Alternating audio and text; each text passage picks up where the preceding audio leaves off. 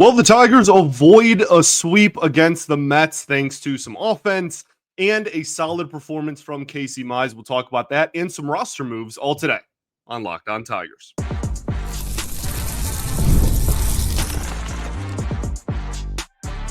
You are Locked On Tigers, your daily Detroit Tigers podcast. Part of the Locked On Podcast Network, your team every day. What is up, everybody? Welcome back to another edition of Locked On Tigers. I'm, of course, your host, Scott Bentley. Today is Thursday, September 4th, 2025. Thank you so much for making Locked On Tigers your first listen every single day. We are free and available wherever you get your podcasts, including YouTube, part of the Locked On Podcast Network, your team every single day. Today's episode is brought to you by 5 Hour Energy. Enter for a chance to win a dream golf trip for two to any golf tournament in the USA. Visit 5hewin.com for full rules and entry. No purchase necessary. Excludes the Masters tournament. Ends October 31st, 2025. Hope you all are having a fantastic week. Appreciate you all for tuning in. As always, the Detroit Tigers take home a victory to avoid a sweep by a score of 6-2 over the New York Mets, who fall to 75-65 on the season. First thought is this was a really solid victory. Great job avoiding the sweep. Like I said, you head into a much-needed off day from your pitching standpoint, certainly. A much-needed off day, and then you have a home weekend series against the Chicago White Sox. And so it's good to end on a high note going into that off day in that series. Mize had his best start in ages. I mean, maybe not in terms of stuff or like pure execution, but just simply results, just simply numbers on the page, the box score. It's maybe his best start since early July. So that was really nice to see. The bullpen holds on, does pretty well on top of that. And the top of the lineup guys that I literally just criticized for not being very productive lately on yesterday's show, pretty much all produced in this ball game. So we will gladly take that. Hopefully that is a sign of things to come going forward. Just really a refreshing win. Nice to see, kind of a reminder of how good this team can be and how good this team, still is, despite the shortcomings that we talk about often after losses and whatnot. So good baseball game as well. I thought it was a competitive ball game until Ryan Helsley came in. Great win. So what went right in this one? Let's start with the pitching. Only gave up 2 runs. We will take it. We'll start with the man of the hour, Casey Mize. 5 innings, 5 hits, 1 earned run, no walks, 3 strikeouts. His ERA is now 3.87 on the season. This was an interesting start because I think it was a rather stereotypical start, a rather stereotypical good Casey Mize performance. I feel like in his major league career, if you're to look at all the outings, we went, that was, pretty solid results, or he kept runs off the board. A lot of them look like this. Not a lot of swing and miss. Inducing weak contact, trying to keep the ball on the ground. And to further that point, I think we have to listen to what the coaching staff is telling us here, right? What management is telling us. Mize had 5 innings of 1-run ball and was at under 70 pitches and still got yanked in between the 5th and the 6th inning. The heart of the order was due up, Soto, Alonso, etc. But I feel like with him, with how he's pitched since the All-Star break, certainly, we're just kind of waiting for the other shoe to drop every time he goes out there. Like, we're just waiting for it to implode at some point. It's a ticking time bomb.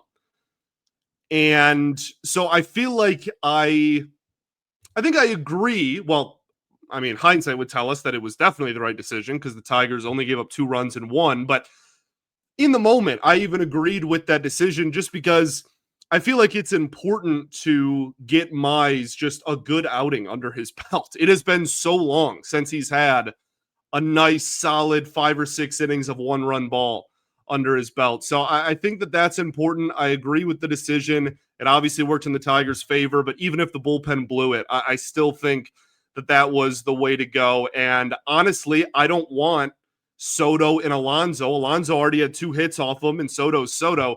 I don't want those 2 guys facing Casey Mize third time through the lineup. I just don't. He has not proven to be, certainly over the last couple of months, but really in his major league career, as being an effective enough strikeout or swing and miss guy against those top end players to justify that. So really solid outing. I know I'm it's weird to analyze this one because I feel like there's pros and cons to it, but this was a solid outing, and this is something that we should celebrate, and we will celebrate. It's really important that somebody gets going and somebody takes a starting pitching job by the horns and just kind of like holds on to it.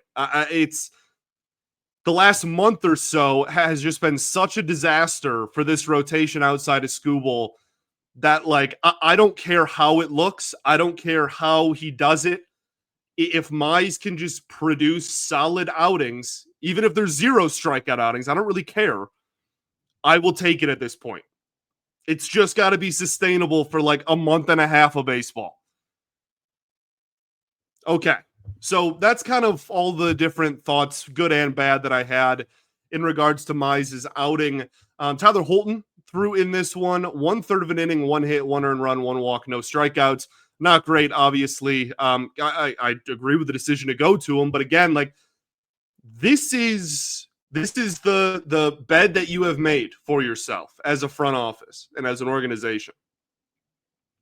When a high leverage situation is present and you need to go to your best left-handed reliever, that for this team is 4 ERA Tyler Holton. And if it's not him, it's Bailey Horn. And if it's not either of them, then it's not a lefty. Those are your only 2 options, are 4 ERA Tyler Holton and the revolving door of like Summers, Horn, Herder hopefully comes back and looks like his old self again. So I guess I bring that up to say I don't think he looked very sharp. It doesn't matter. It literally doesn't matter how he looks because we don't have any other options. If there is a high leverage situation that requires a left-handed pitcher, it's going to be Tyler Holton. So don't roll your eyes. Don't sigh. Don't be like, oh, why are they going to him? He's the only choice you have. So hopefully he can figure it out, and hopefully he can be the Tyler Holton of 2023 and 2024 and whatnot, because that was one of the best relievers in all of baseball. This year hasn't been, a trash can. He hasn't been a complete dumpster fire, but a 4 ERA lefty probably shouldn't be the best left-handed option you have in your bullpen either. So we'll see how he does the rest of the season. Let's talk about Tommy Kahnle, Will Vest, and then we'll talk about the offense, okay? We'll do that right after this.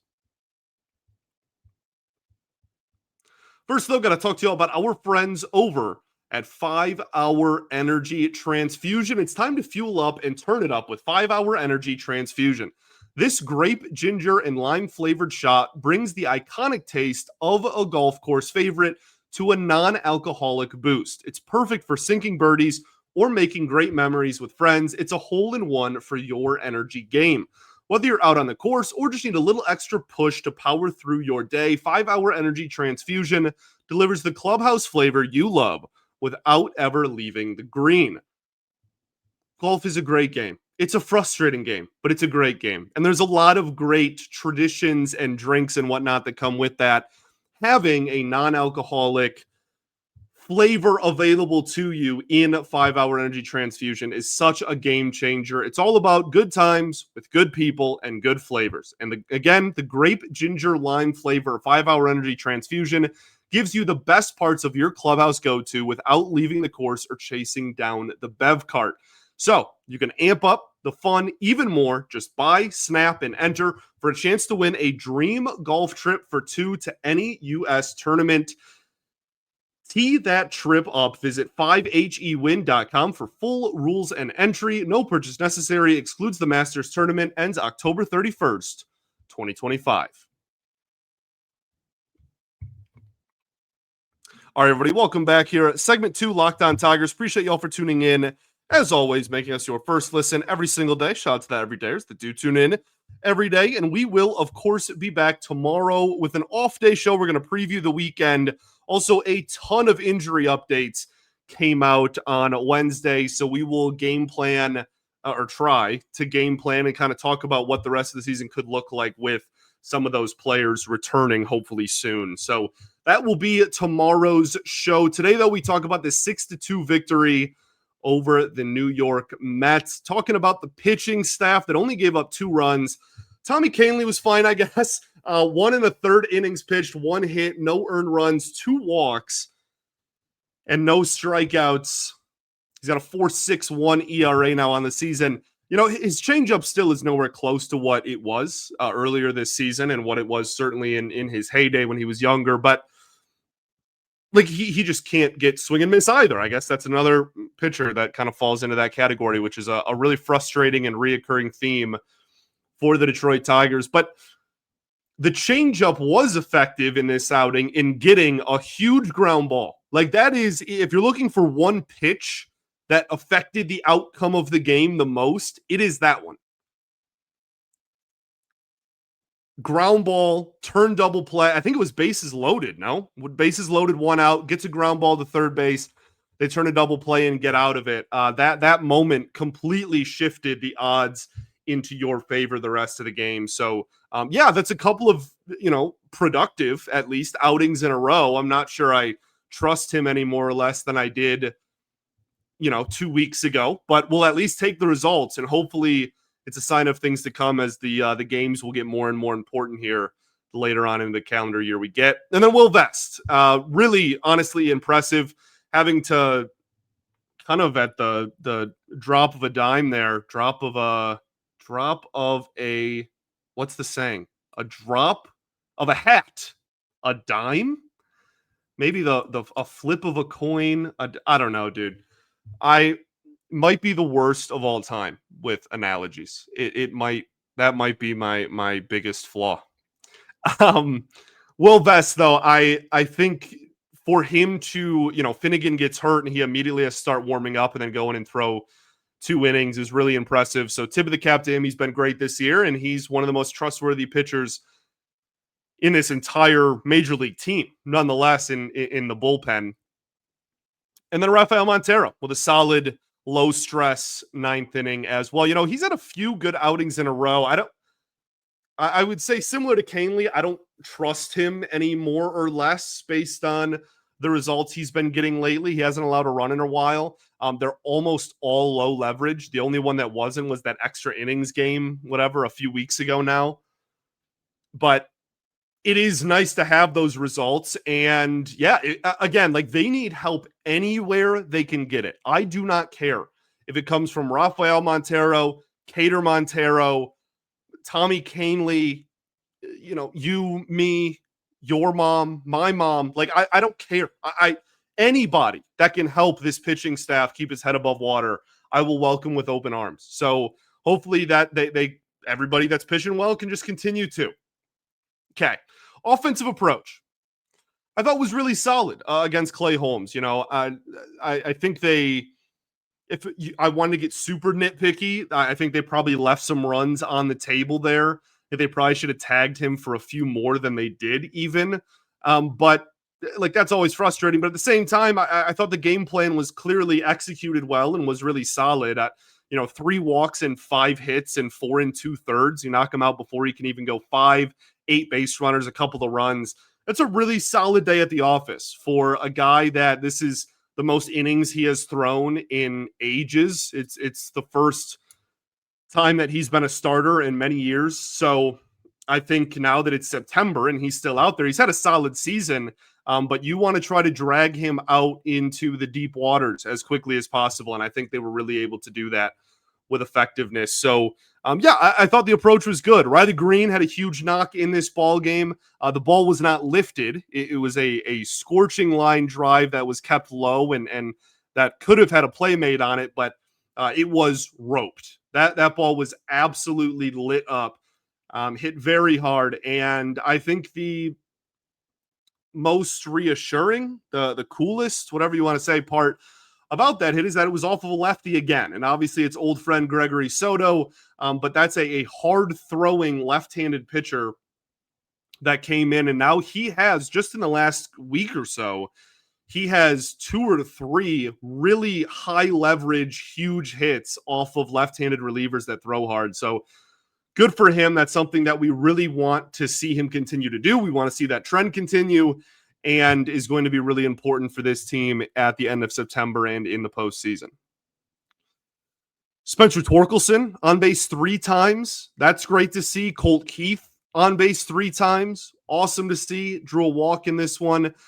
I think both of them drew a walk in this one. Kerry Carpenter, man.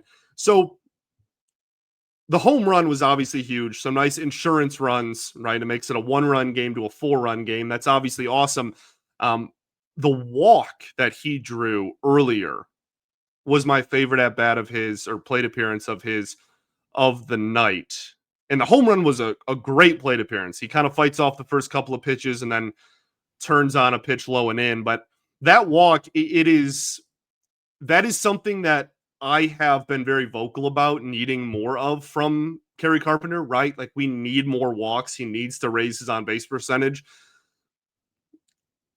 And I think at-bat plate appearances like that really showcase the work that he is putting in that regard. He struck out, almost copy and paste that exact same pitch earlier in the ballgame. And similar count and situation as well. They go change up outside. They've been getting him to swing and miss at that all game. And he spits on it and gets a walk, and it leads to a bigger inning. So good for him. 2 of the biggest at-bats, plate appearances of the ball game. Zach McKinstry stays hot. Couple of knocks in this one for him. And then Jake Rogers, man. Jake Rogers has, like, very quietly, I guess I'll say, raised his offensive numbers on the season to, like, a pretty respectable number for a backup catcher that's only going to play 50 or 60 games a year. I don't know. We'll talk about that a little bit more later. So I mean, this was a really solid all-around performance. The pitching was good. The offense was good. I thought the defense was solid. I thought Javi was really, really good defensively in center field. I also thought that Zach McKinstry had a fantastic game at shortstop for the Tigers. But, you know, offensively, we talked a little bit about it yesterday. I think yesterday's show, I said that I wasn't super worried about the offense long-term, even though they struggled in game 2. And the reason for that was because the offense in the lineup card is kind of made up of just 8 or 9 league average to above league average hitters. There's no, Juan Soto in this lineup. There's no Aaron Judge. There's nobody with Cal Raleigh. There's nobody with a 900 plus. There's not even anybody with an 850 plus OPS. But your 9-hitter is like an around league average OPS on the season. And that's not something that too many teams can offer. So there's pros and cons with that. If you have an off night, there's nobody to really lean on to, like, be a guaranteed offensive production or to save you per se. But I also think that there are ebbs and flows throughout the season when you have a lineup that is constructed of a bunch of slightly above league average hitters. And so I think that a night like this, a game like this, is a great reminder of how difficult this lineup truly is to navigate for an opponent when they are on and when the game plan is working and when the approach is working. Because there's not a ton of lineups in baseball that can offer the depth. Again, that's top-end talent omitted, obviously. There are lineups with far better hitters in it. But in terms of just depth, that's something that this offense, when it's at its best, can provide better than most. And I think that that's one of the biggest reasons why the offense has been surprisingly decent throughout this season. Okay, what went wrong? Not a very long list. We'll talk about that and stuff right after this. First, though, got to talk to you all about our friends over at Game Time. There's nothing like catching a baseball game live. The energy, the crowd, the chance to see your team in person, but actually getting tickets, well, that's the tough part. Queues, login screens, surprise fees. It takes all the fun out of it, and that's why I use Game Time, the app that gives you the advantage. It gives the advantage back to the fans. Game Time is fast, easy, and backed by the Game Time guarantee. You'll also get 100% authentic tickets delivered on time and at the best price. Plus, all fees are included, so the price you see is actually the price you pay. The app is super simple. I can see the exact view of my seat before I buy it. But again, my favorite feature by far, and the reason why they've blown up, is because you know your total upfront. It seems like every other way to get tickets, you're like, oh, this is going to be X amount of dollars. Then you get to checkout and it's way, double that price. Game Time is great because the total is upfront. There's no surprise fees at checkout. So download the Game Time app, create an account, and use code LOCKEDONMLB for $20 off of your first purchase. Terms apply. Again, use promo code LOCKEDONMLB for $20 off. Swipe, tap, ticket, go. Download Game Time today. All right, everybody, welcome back here. Third and final segment of Locked On Tigers. Appreciate you all for tuning in. As always, what went wrong? Not a whole lot. I thought this was a really, like I just said before the break there, a well-rounded ball game. I liked every facet. The pitching maybe not have been the prettiest thing in the world, but it kept runs off the board. And ultimately, I'm not going to be upset over that, even if I don't think that they could pitch like that 10 times and only give up 2 runs in each of those performances. But we're going to take it. Offense, I thought was a really solid approach and performance. Try to combine those 2 words there. And then the defense I thought was solid. So not a ton from a team perspective. I think Javi's at-bats were still pretty brutal, and his season stats are just absolutely plummeting and have plummeted since the All-Star break. Gleyber Torres did have a walk later in the game against Helsley, but in general, his numbers have also kind of taken a nosedive over the last few weeks. Just a lot of unproductive at-bats. There's not a lot of power in that. I feel like every single time this season I've said that there's no power in his bat, he hits a home run. So hopefully that's the case on Friday, but we'll see. We'll see. I still like Gleyber at the top of the lineup. He sees a lot of pitches, even when he's not getting results, and that at a minimum has value. But something to keep an eye out for. I mean, his OPS is in like the mid 700s now. He's not even in like the top 3 or 4 hitters on the Tigers lineup in terms of just like run production. So, also for what it's worth, this is what I was alluding to earlier. Javi Baez OPS on the season is 688 now after this ball game. Jake Rogers is up to 657. Like, again, a testament to both of them, I guess, how much Javi's offense has fallen off a cliff over the last month or so, but also a testament to Jake Rogers and how well he has been hitting over the last month or so. So, I mean, maybe even down the stretch, we see more of the 2-catcher lineup with Dingler at DH. I don't recommend DHing Jake Rogers, but we'll see. And then the only other thing that went wrong is not even a Tiger. It's Ryan Helsley, man. Go listen to Locked On Mets. Fantastic program. I think his ERA is legitimately like over 11 since joining the New York Mets. Like straight up. I'm pretty sure it's like 11 or 11.4 or 11.5 or something egregious. It is staggering. For a guy that throws 101 miles an hour to just get rocked seemingly every single time he goes out there is pretty remarkable in all the worst ways. So hopefully he can figure it out. He's a really fun pitcher when he's on. And, there's one of the biggest cities in the world just absolutely despises him right now. That's not a position anybody envies, but yeah, has not been great. And the Tigers took advantage. We haven't talked about the elephant in the room yet, and that is that Kyle Finnegan was warming up in the bullpen, about to go out. Juan Nieves said, "Hey, stop. Are you okay?" He proceeded to go down into the crouch and then leave the bullpen, go into the dugout, and go into the clubhouse, and was not seen the remainder of the game. Daniela Bruce reported during the game that it was groin tightness. Evan Petzold said the same thing. I can't even describe the panic that will ensue if he is out for a prolonged period of time. The thing that gives me a sigh of relief in the moment, and this is immediately after the final pitch on Wednesday afternoon, okay? If there's an update Wednesday night or Thursday before you listen to this, then obviously take that with far more of weight than what I'm about to tell you potentially 24 hours before. But if there's anything to hang your hat on, it's the fact that it's not upper body or arm related, okay? So presumably when the groin is healthy, that he's going to be totally fine and just totally back to what he was. I don't know. If he goes down, you legitimately have one trusted reliever. You have one. I guess if you want to include Troy Melton, that's two. But with Paddock gone for at least the next 3 to 7 days, that makes that interesting. And even, he was moved to the bullpen before that. I don't know. I don't know. I just hope that Finnegan is okay because,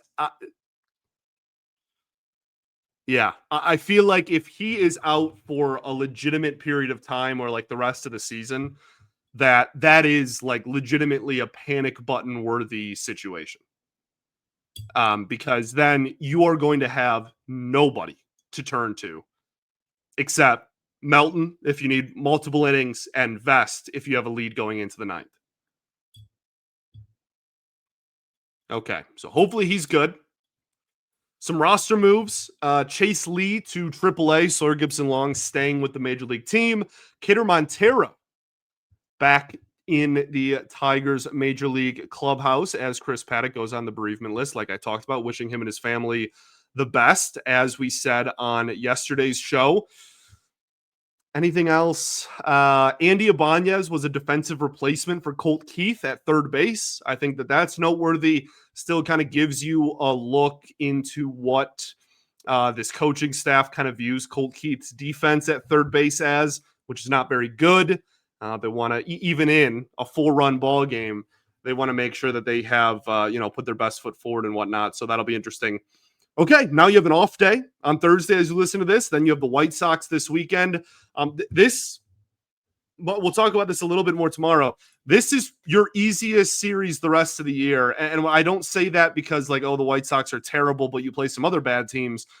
No, you play the White Sox, and then it's pretty solid opponents. You have the Marlins, but they've been a completely different team since early July? That they were in the first, then they were rather in the first couple of months of the season.